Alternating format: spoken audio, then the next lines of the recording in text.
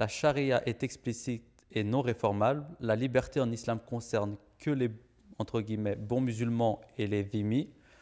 Les autres, c'est peine de mort et esclavage, comme l'histoire de l'islam le prouve, sauf que c'est vu, ce n'est pas scientifique.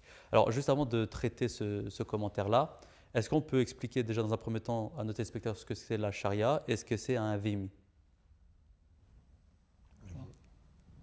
Oui, monsieur Omar, si vous voulez commencer à... La charia, littéralement, ça veut dire la voie. Et bon, après, dans le chemin. Mais dans le langage courant, maintenant, c'est compris comme la loi religieuse, en fait. Donc, et la charia, elle est faite à partir du Coran, de la sunna, des hadiths et de ce qu'on appelle l'ijtihad. Donc, l'effort de réflexion pour pouvoir, par rapport à des situations qui n'ont pas été traversées par le Saint-Prophète Mohammed. Et c'est là le point de discorde. C'est là la pointe du discorde. Parce que à l'époque du Saint-Prophète, le Saint-Prophète a très clairement exprimé le fait qu'il viendrait un temps où il a très clairement exprimé le fait qu'il n'y a pas tout dans le Saint-Coran, dans le hadith et dans la sunna. Et ça, on le retrouve à travers un échange qu'il a eu avec Muaz ibn Jabal, et où il lui a dit « Je t'envoie au Yémen comme gouverneur.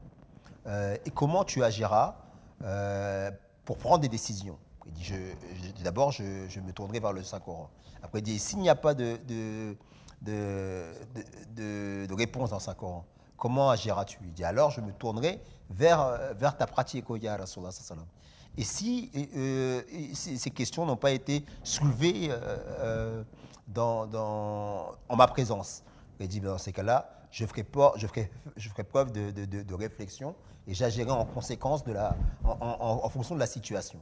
Et là, Rasulullah sallam, il lui a dit, il a même loué, il a dit que je suis content qu'il y ait des hommes de cette trempe dans ma communauté. Le problème, c'est que à partir du Xe siècle, de l'ère chrétienne, cet effort de réflexion qui était la marque distinctive des musulmans des premiers temps, eh bien, il s'est arrêté. Et si bien que la charia, c'est devenu quelque chose de figé. C'est devenu un dogme. Et finalement, on a quelque chose qui est statique. Et les personnes qui se disent savants aujourd'hui, c'est ceux qui en fait connaissent les commentaires d'un commentaire de celui qui a écrit au Xe siècle. C'est comme ça que la formation elle est faite dans les universités. Ça tend à changer un petit peu, mais c'est la grosse marque caractéristique. Ce qui est différent de la communauté musulmane Ahmadiyya, parce que comme vous le savez, on a reconnu le Messie, on a un khilafat, et toute cette tradition islamique d'aller chercher les solutions dans le corpus islamique, notamment faire preuve d'ijtihad pour faire face aux situations nouvelles, eh bien, elles sont chapeautées par le khilafat Ahmadiyya, à l'instar de l'époque du Saint Prophète et de Cheikh Khalifa, de Cheikh Khulafa, qui eux chapeautaient justement cet effort de réflexion de manière à ce que chaque décision qui soit prise soit en conformité avec l'esprit et le texte du Saint-Coran. Donc voilà, on va dire en résumé ce que c'est la charia. Et un dhimmi? Un dhimmi, c'est ce qu'on appelle les minorités. Les minorités, les personnes qui sont sous l'autorité des gouvernements islamiques. Et aujourd'hui, c'est présenté comme quelque chose de discriminatoire. Il y en a même qui vont jusqu'à dire, oui, l'étoile jaune auprès des juifs pendant l'occupation nazie, c'est l'équivalent. Ils étaient discriminés de cette manière-là. Mais ils font un complet anachronisme parce qu'il n'y avait pas, justement, ça n'a rien à voir. Ça n'a vraiment rien à voir. Au contraire, surtout à cette époque-là, c'était avant-gardiste de donner un statut à des minorités religieuses qui n'ont pas du tout la même religion que le gouvernement en place. Parce qu'il faut comparer ce qui est comparable à l'époque de l'islam naissant, ou l'islam après les trois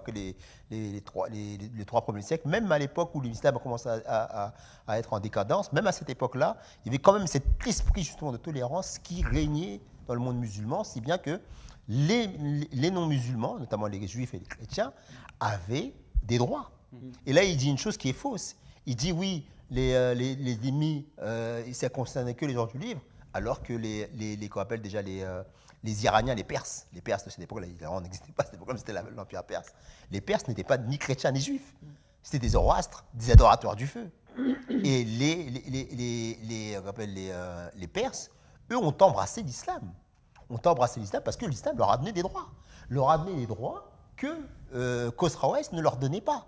C'était un empereur inique, tyrannique, et qui, eux, ont accueilli les musulmans dans un premier temps, les bras ouverts. Ils n'ont pas donné de difficulté à l'expansion de l'islam une fois que l'empereur est tombé. On ne sens pas de guerre civile, on ne sens pas de révolution, de rébellion. Pourquoi ? Parce que justement, le monde musulman, l'empire islamique, les dirigeants islamiques à cette époque-là, surtout à l'époque d'Omar, administraient la justice.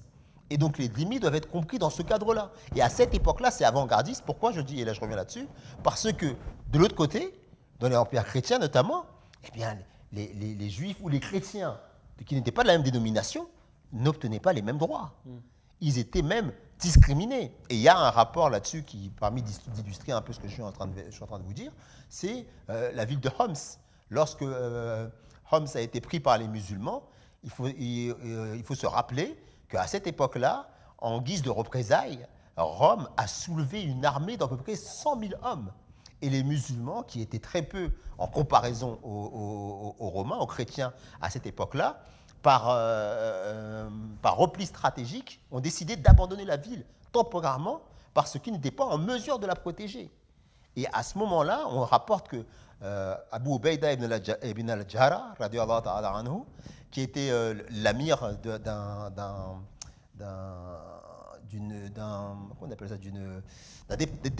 détachement militaire, eh bien, a appelé les Juifs et les chrétiens et leur a dit « Nous allons quitter Homs parce que nous ne sommes pas en mesure de protéger la ville.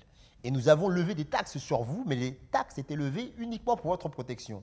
Dans la mesure où nous ne sommes plus capables de le faire, nous vous rendons cet argent. » Et les Juifs et chrétiens ont commencé à pleurer et ont dit « Nous prions pour que vous reveniez et que vous soyez nos gouverneurs de nouveau. Et nous préférons être dirigés administrativement par vous parce que vous appliquez la justice contrairement aux autres qui, parce que nous ne sommes pas de la même dénomination religieuse. Ils sont beaux être chrétiens, mais il y avait plusieurs factions dans le christianisme. Ben, ils les pillaient, dès qu'ils rentraient, ils pillaient, ils prenaient leurs biens, alors que les musulmans agissaient en toute justice. Donc vous voyez, la question du dhimmi est une marque de l'avant-gardisme islamique à une époque où les droits n'étaient pas respectés. Eh bien, le Saint-Coran était ce livre qui préservait les droits des minorités.